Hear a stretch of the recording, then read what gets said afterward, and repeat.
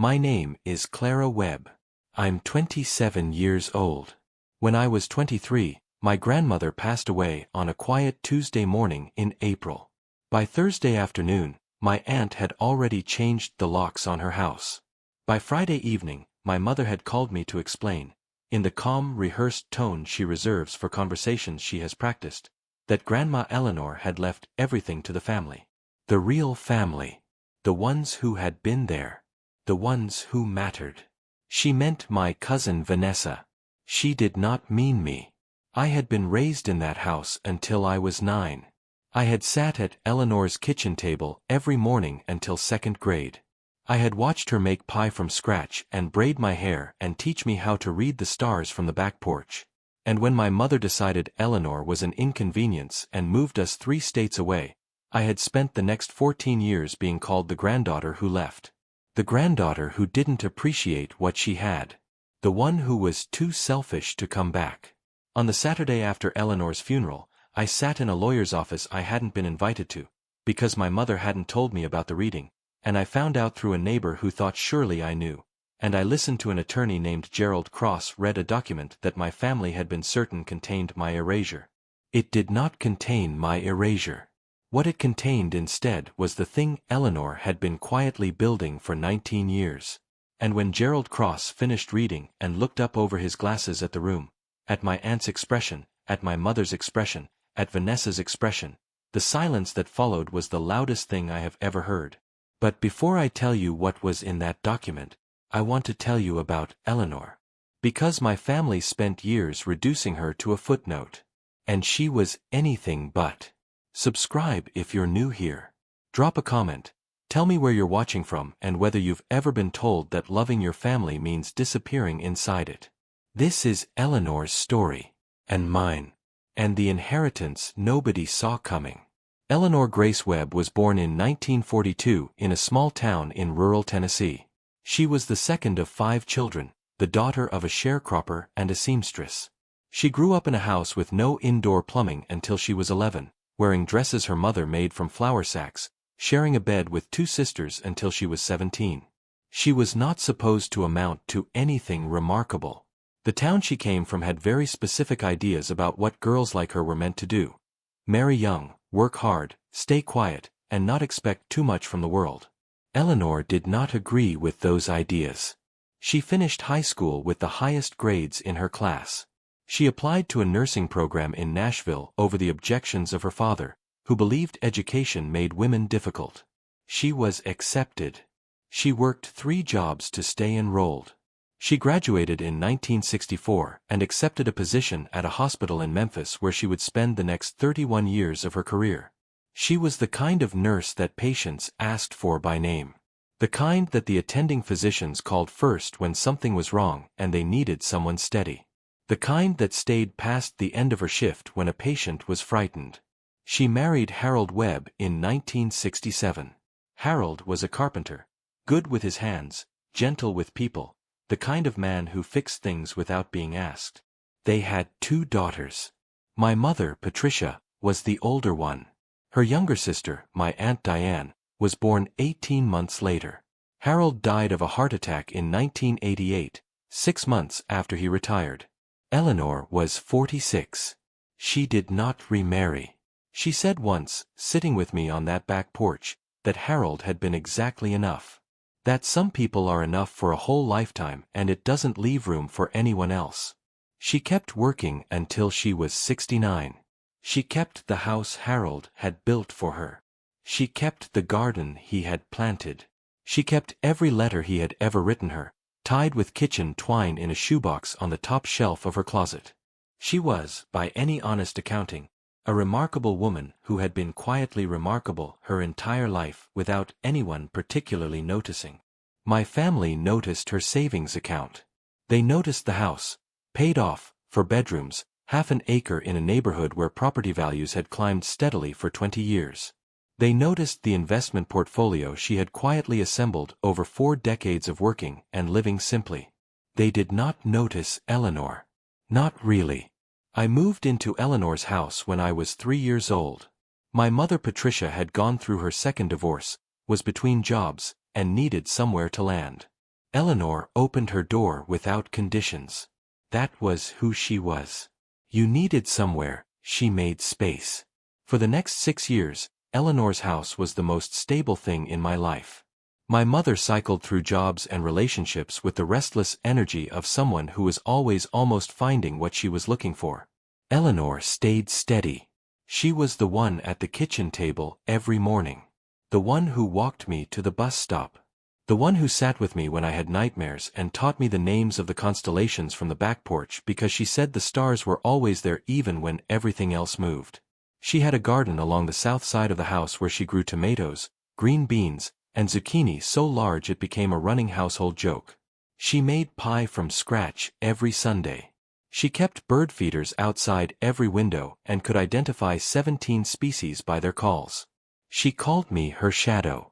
Said I followed her from room to room like I was afraid she'd disappear if she left my sight. I was afraid of exactly that. When I was 9, my mother announced we were moving to Phoenix. She had met someone. There was a new opportunity. It was time for a fresh start. I remember the last morning at Eleanor's house. I was sitting at the kitchen table. Eleanor made my favorite, scrambled eggs with cheese and toast cut into triangles. She sat across from me and didn't say much. Just watched me eat. When my mother's car horn beeped from the driveway, Eleanor stood up and took my face in her hands. She said, very quietly, so only I could hear, "This house knows you. Come back when you need it." I didn't understand what she meant then. I was 9. I understood later. The house she was talking about was in her will. Phoenix was not a good fit. The relationship my mother had relocated for lasted 11 months. There was another move, then another, then a period of stability in a suburb outside Denver that lasted 3 years before it fractured too. Eleanor and I wrote letters. Real ones, in envelopes with stamps. She wrote me every month without fail. Sometimes twice. I wrote her back when I could, which, during the unstable years, was less often than I wanted. She never made me feel guilty about the gaps.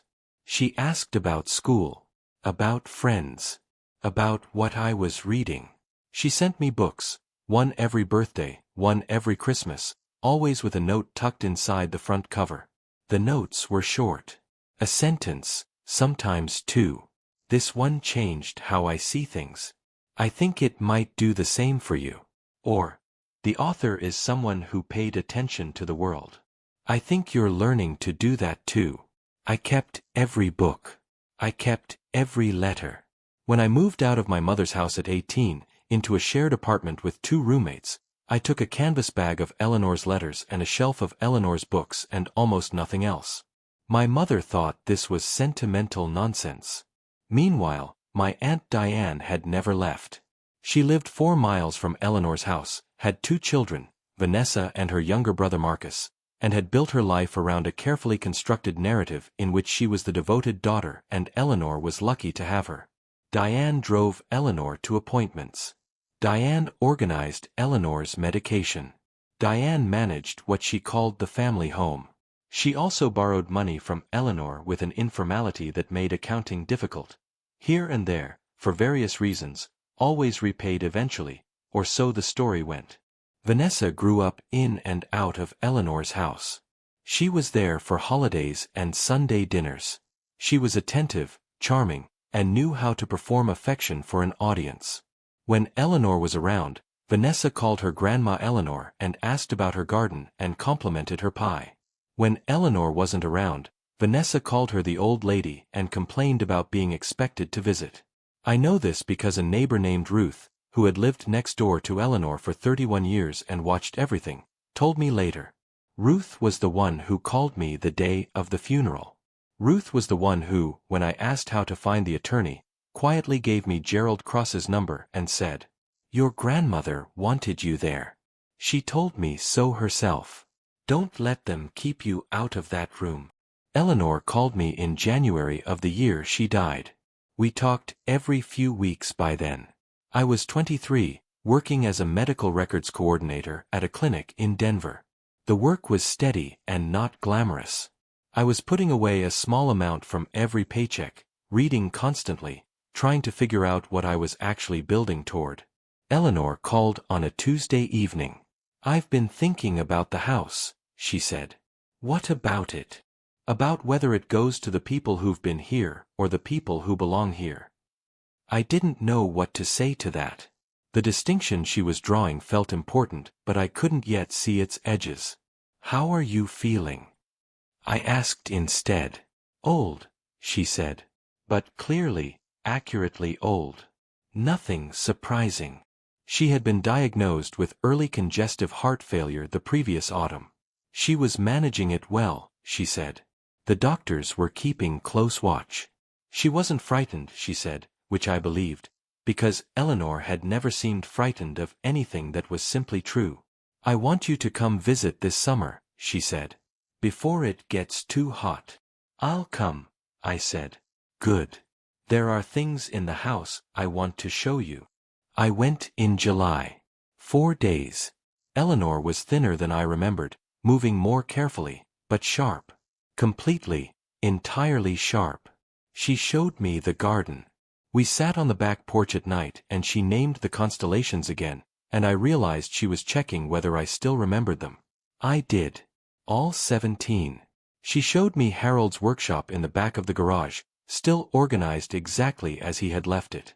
She showed me the shoebox of his letters. She showed me a cedar chest at the foot of her bed that contained, she said, important things. She didn't open it. She said, "You'll see it when it matters." She hugged me at the airport and held on longer than usual. "This house knows you," she said again. Same words as when I was 9. This time I understood what she meant. Eleanor died on a Tuesday morning in April. Ruth called me at 7:42 in the morning. The hospice nurse had been there. It had been quiet, at the end. Eleanor had been ready. My mother called at noon to tell me there was a family gathering at Diane's house that evening. "When is the funeral?" I asked. "Saturday." "And the reading of the will?" A pause. Very brief, but there. "That's being handled by the family." "I'm family. Clara." Her voice went careful. The practiced voice. "Diane has been managing things for years. She knows what needs to happen. You should come to the gathering tonight and pay your respects, but the legal matters are being managed by people who've been here." I said I would come to the gathering. I did not say what else I was planning to do. After I hung up, I called Gerald Cross's office. His paralegal answered. I gave my name. There was a pause, and the paralegal said, "Miss Webb, Mr. Cross has been expecting you to call. Your grandmother left specific instructions that you be notified of the reading. It's scheduled for Friday at 2 p.m. We'll see you then." My grandmother had anticipated this. She had given Gerald Cross my number herself. She knew they would try to manage me out of the room. She had made sure they couldn't. I flew in Thursday morning. I stayed with Ruth because no one had offered me space at Diane's house, and I hadn't asked. The gathering Wednesday had been what I expected. Polite surface. Careful questions about my life in Denver, framed in a way that subtly underscored how far away Denver was. Vanessa hugged me and said it was so good to see me, and then spent the rest of the evening performing grief for the room with impressive commitment. My mother stayed close to Diane. They talked in low voices. Twice I caught my mother glancing at me with an expression I couldn't quite name. Concern, maybe, or calculation, or some combination. Ruth's house smelled like cinnamon and old wood. She made tea and we sat in her kitchen and she told me things. How Diane had borrowed money from Eleanor 7 times over the past 6 years. Specific amounts. Ruth had witnessed some of these conversations directly. How Vanessa had, during a visit 2 years ago, then a period of Eleanor directly whether she had written a will Denver and who would get the house. 3 years before it fractured. How Eleanor had looked at Vanessa for a long moment and then said, "Real the house will go to whoever understands what it meant." She wrote how me Vanessa every had laughed without fail. She knew what sometimes that meant. Twice. Did Eleanor ever talk to you about the will? during the unstable years was less often than I wanted. She never made me feel guilty. She had been thinking about it for 19 years. School. She said the morning you left at 9 years old, sitting at that table eating eggs. She sent me books. She knew what she needed to do. She said she just needed to wait until she was certain you'd become the person she thought you were. Short. And did she think sometimes too? She told me, this one changed how that you were exactly who she hoped. I think it might do the same for you. Talked about or proved it. The author is someone who paid attention to the world. That the way you asked about Harold's workshop during your visit last summer. I kept every book. I sat with that for a long time. When I moved out of my mother's house at 18 into a shared apartment with 2 roommates, I took a canvas bag of Eleanor's letters and a shelf of Eleanor's books overlooking almost nothing else. Gerald my mother thought this was sentimental nonsense. Wire-rimmed glasses. Meanwhile, the careful stillness of a man who has witnessed many difficult family 4 miles from Eleanor to take up as little space as possible, Vanessa and her younger brother Marcus. And when I built her life around a carefully constructed narrative in which she was the devoted daughter, and Eleanor was lucky to have her. So was Diane's husband. Drove Eleanor so to was a man I didn't recognize until Gerald Cross introduced medication. Henry, Diane, the executor of what she called the family colleague of Cross's. She also borrowed money from Eleanor with an informality. I found one at the end of the table. Pulled it out there and sat down. For various reasons, Diane always repaid with an expression that might have been surprise if she had been grew up in and out of Eleanor's house. Clara, she was there for holidays and Sunday dinners. She was attentive, Eleanor informed me herself, and knew how to perform affection for an audience. Gave Gerald when Eleanor was around, a flicker Vanessa called her grandma Diane's face and asked about her garden. Gerald and complimented her his throat. And when Eleanor wasn't around, he read Vanessa called her the old lady language and complained about being through the personal bequests first. I know this because a neighbor named local vocational who had lived next door to Eleanor for 31 years and watched her nursing textbooks told me later. Community college library was the one who called me the day of the funeral to specific people, was the one who, including when I asked how to find the attorney, which made me glad, even in Gerald Cross's number, and said, "Then he reached the main wanted you there." The property located at so herself, Sycamore Lane. Don't let them Gerald keep you out of that together room. With all contents Eleanor of the called me in January of the year she died. Contents. We talked and every few weeks by then. The personal library. I was 23, working as a medical records coordinator at a clinic in Denver. He kept reading. The work was steady. His voice was not glamorous and unhurried. I was putting away a small amount from every valued as of the date of this document's execution, trying to figure out what I was actually building toward. Eleanor to be transferred Tuesday to Clara and Webb. I've been thinking about the savings account held at First Community Bank. What about currently carrying a balance of approximately $34,000 or the people who belong in full to Clara and I didn't know what to say to that. He set the document down. The distinction she was drawing felt important, but I couldn't yet see its edges. And the silence that followed was the loudest thing I have ever heard. Instead, Diane moved first, she said. She turned to Gerald Cross with the expression of someone who has rehearsed an objection. She had been diagnosed with early congestive heart failure the previous house was for the family. She was managing it well, Mrs. Diane, she said. Gerald Cross said carefully. The doctors were keeping this document was executed in 2007, she said, and reviewed, which I believe reaffirmed in because 2013 had never seen frightened 2021 anything that was simply each review. Your mother to come visit this summer, explicitly, she said. There is no error. Too hot. She wasn't in her right mind at the end. Good. There are things in the house. Your mother was assessed by 2 independent physicians at the time of the 2021 review, who both certified her full cognitive capacity. Moving more carefully, the document is valid. Completely. Diane entirely sharp to her husband. She showed me something the garden passed between them. We sat on the back porch at night, turned and she named the constellations this is your again. Doing. And I realized she was checking whether I still manipulated her. I did. I looked at all my hands on the table. She showed me Harold's workshop in the back of the garage. I came to visit my grandmother exactly as he had left it. We sat on the porch. She showed me the shoebox of his letters. She showed me Harold's workshop. She showed me a cedar chest at the foot of her bed that contained. You were working on her. Important things. You always knew how to manage her. She wrote a will in 2007. When it matters, I said. She hugged me at the airport and held on longer than usual. I was living in Denver. She said again. Visited in same 4 years as when I was 9. My mother said nothing. This time I understood what she meant. She was looking Eleanor at the table. Died on a Tuesday morning that her hands were very still in her lap. Called me at the controlled stillness in the morning. Someone managing the something hospice large. Nurse had been Vanessa there. Had not it had spoken been quiet at all. At the end, she was looking Eleanor at the window. Had been ready. Her jaw was My mother tight. Called at noon. Whatever she had expected this room to give her. Diane's house she was processing its absence. When is the funeral? Gerald Cross spoke again. Saturday. There is also an addendum to the will. A letter to be read aloud very brief, in the event but there any beneficiary that's being handled by the family.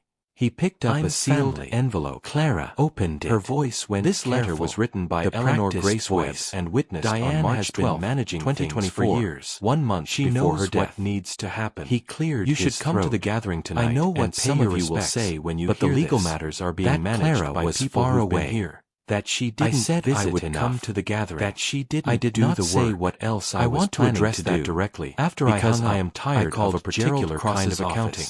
His paralegal answered, is not love. I gave my Presence name. Is not there was love. A pause, and the paralegal said, for an audience Miss Webb, is not Mr. Love. Cross has been Clara expecting wrote me letters to call every month. Your grandmother left years. Specific instructions she called that you be notified of the reading. She came when it's I scheduled asked. For Friday. She remembered Harold's birthday. We'll see you then. She remembered the name. My grandmother had anticipated this. She asked about the garden every time we spoke. Herself. Not she because they would try to manage me because she the room. Genuinely wanted she had to made know. Sure they couldn't. Diane I managed flew my Thursday morning.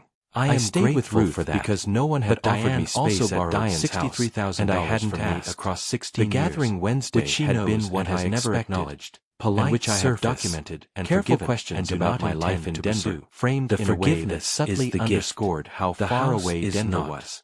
The room Vanessa hugged very and said it was so good to see me, and then spent the rest of the evening performing Ruth grief for the room with impressive figures. My mother read aloud close to Diane in Eleanor's own words in low voices. Was something different Twice entirely. I caught my mother glancing at me with an expression I couldn't quite Vanessa name. Is charming when she wants some calculation she or some combination.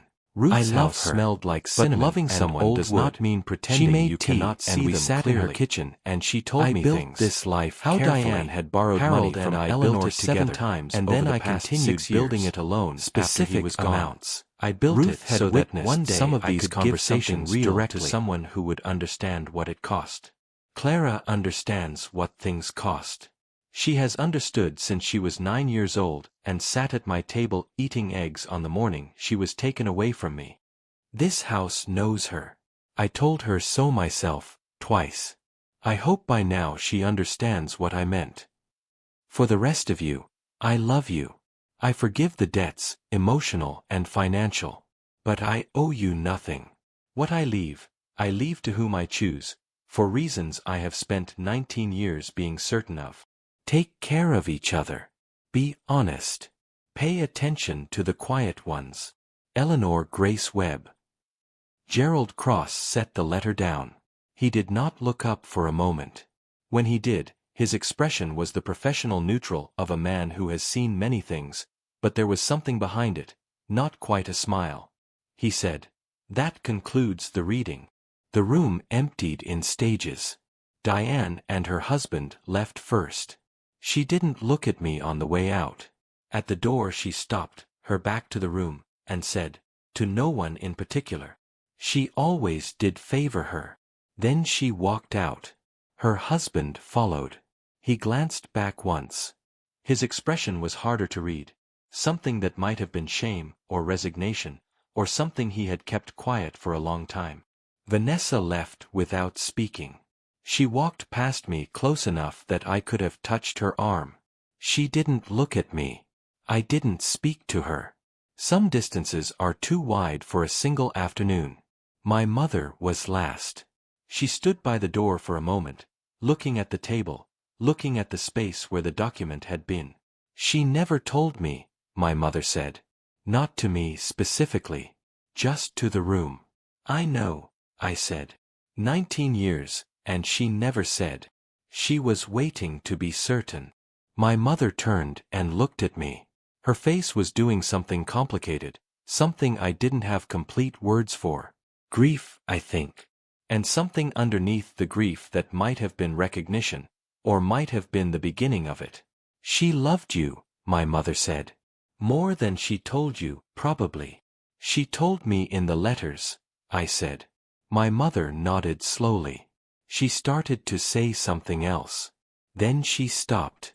Then she walked out. Gerald Cross waited until the room was empty except for me and Henry, the executor. Then he slid a folder across the table. The property transfer documents, he said. The accounts will begin the transfer process on Monday.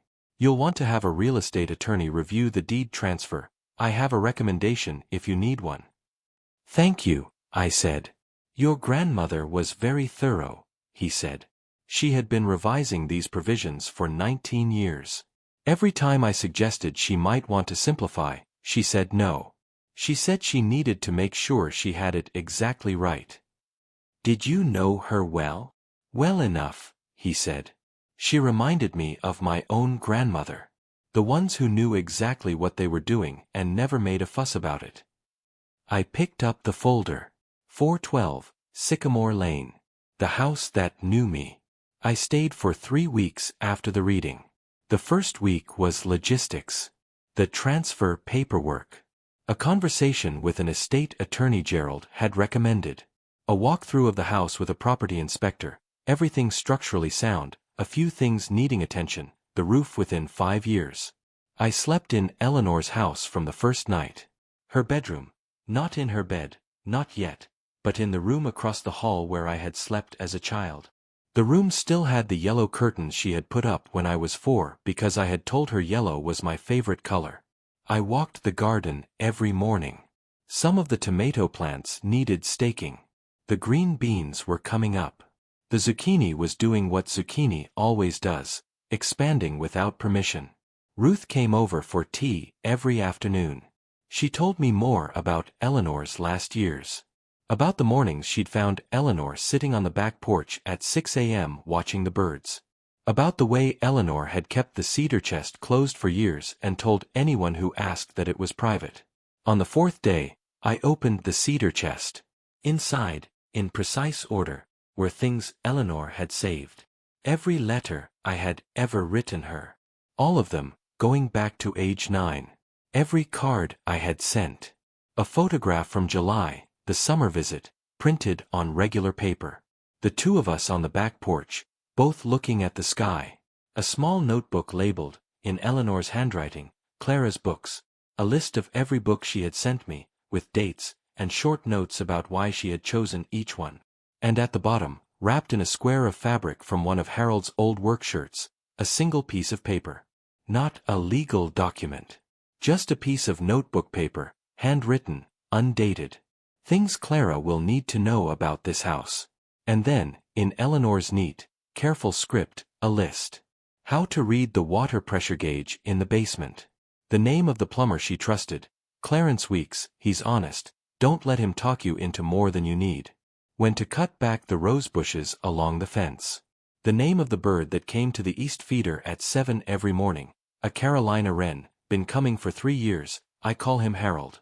The neighbors who would shovel the driveway without being asked, and the ones who wouldn't. The specific drawer in the kitchen where she kept the instruction manual for every appliance in the house. The combination to the lockbox in Harold's workshop. A note that the 3rd stair from the top creaked, and she had always liked it because it meant she could hear when someone was coming. The list went on for 2 pages. She had been making it for a while. Planning for me to need it. I sat on the floor of her bedroom with that list in my hands and did not try to stop the tears, because there was no reason to. She had known this house would be mine. She had been preparing me for it the whole time. The letters, the books, the summer visit, the constellations on the back porch, Harold's workshop, all of it a form of education she was giving me, so that when I arrived here, I would already understand it. The house knew me because she had made sure I knew the house. Diane called on the 8th day. I had been expecting this. I answered. Clara. Diane. A pause. I let it sit. The letter, she started. Then stopped. Then started again. $63,000. I want you to know it wasn't the way it sounds. She offered. She always offered. I didn't take anything she didn't offer. I know, I said. She said in the letter that she forgave it. She made it sound like she documented it and forgave it and moved on. That's what the letter said. Silence. Is there anything you want to say to me? I asked. She gave it to the granddaughter they called the one who left. I was curious what she would do with the question. Said I followed her from room to room like I was afraid she'd disappear. I didn't know she felt that way. She didn't, Diane said finally. She just changed form. About she's the difference in the letters between in the cedar chest and actually. She's in the notebook of Harold's woodworking instructions. I think she knew that. She's in the Carolina wren that she comes to the East Feeder about it at 7 every morning. She's in the recipe card for the pie I make every Sunday now from scratch. No, because she taught me that some things are worth making the long way. Honest her whole life. She spent 19 years being she'd be honest. I am trying to deserve it. We talked for 23 minutes to your quiet ones. It wasn't reconciliation. Send the letters. That's too large a word for what it was. When you can. It was two people circling something painful to the and people finding who mattered maybe the and edges of what could eventually be said between them. Know that leaving she asked not if the she same could come as not and belonging. Take some things from sometimes the ones who personal are forced items, furthest away understand a place some of the kitchen things their mother had never when they were children. Eleanor knew that. I said. She left me her house and her savings and her husband's tools she and her list of things I would need to know. She took three photograph albums, a set of mixing bowls, left me the third ceramic rooster that had sat on the kitchen counter since before I was born. Stars. She cried in the kitchen for a few minutes, and I made tea, and we sat at Eleanor's table and didn't say much. Vanessa did not come. I didn't expect her to. My mother called on day 12. We talked for 40 minutes, which was longer than we usually talked. She asked about the house. She asked what I was going to do with it. She asked if I was going to move in.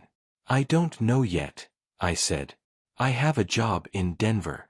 I have a life there. But this house knows me, I said. Grandma told me so twice. A pause. Then my mother said something I did not expect. She used to say that about you. That you understood things without being told. I thought she was just being sentimental. She was being accurate, I said gently. Another pause. I should have fought harder to stay, my mother said. When we left. I should have let you stay with her if you wanted.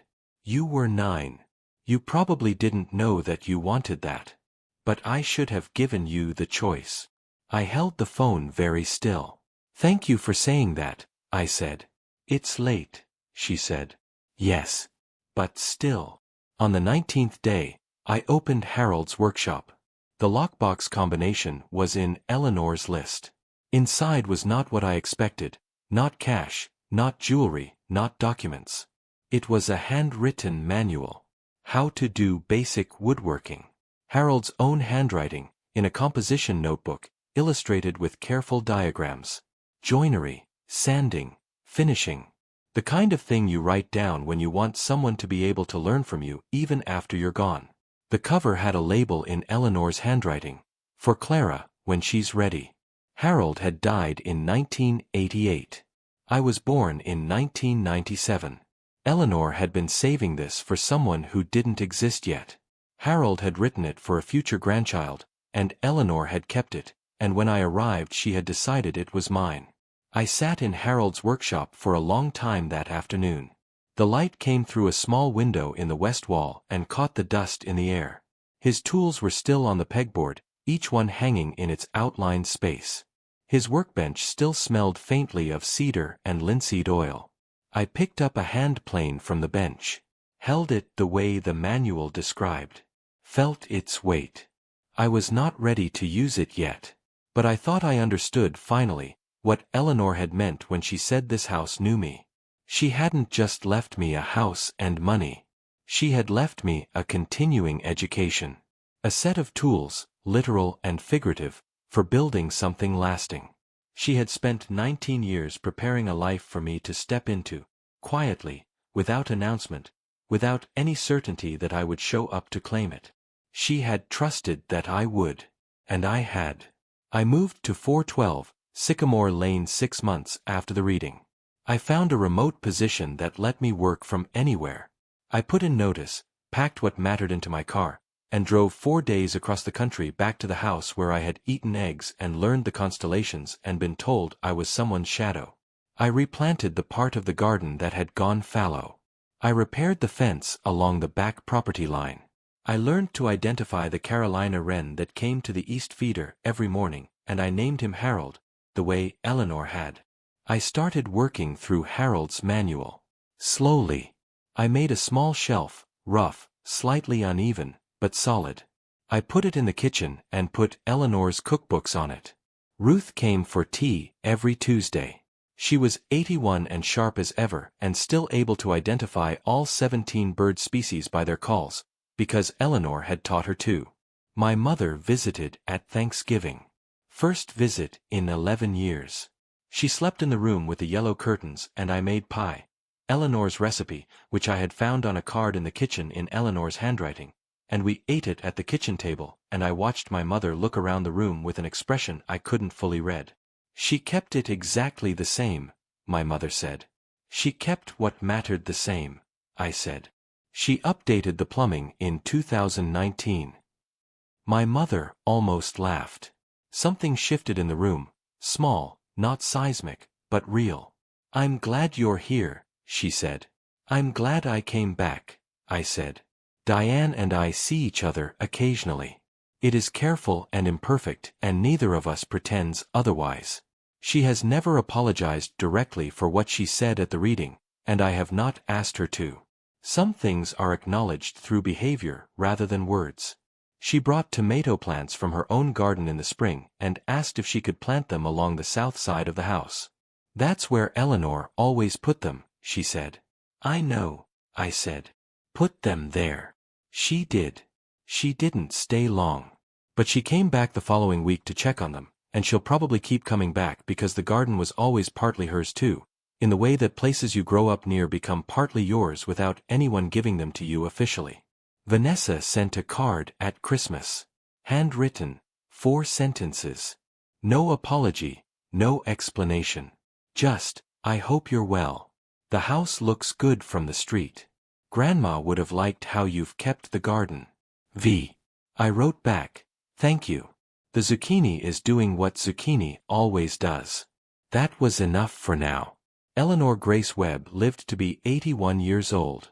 She was born with nothing and built a life that was worth exactly $347,000 at the time of her death, not counting the house, which appraised at $280,000. She gave it to the granddaughter they called the one who left. She called me her shadow. Said I followed her from room to room like I was afraid she'd disappear. She didn't disappear. She just changed form. She's in the letters in the cedar chest. She's in the notebook of Harold's woodworking instructions. She's in the Carolina wren that comes to the East feeder at 7 every morning. She's in the recipe card for the pie I make every Sunday now, from scratch, because she taught me that some things are worth making the long way. She spent 19 years being certain.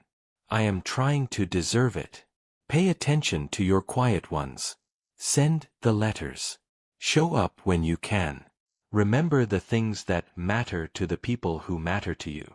And if you've ever been called the one who left, know that leaving is not the same as not belonging. Sometimes the ones who are forced furthest away understand a place more deeply than the ones who never had to miss it. Eleanor knew that. She left me her house and her savings and her husband's tools and her list of things I would need to know. She left me Harold's bird. She left me the 3rd stair from the top that creaks. She left me the stars. She left me everything. And I came home.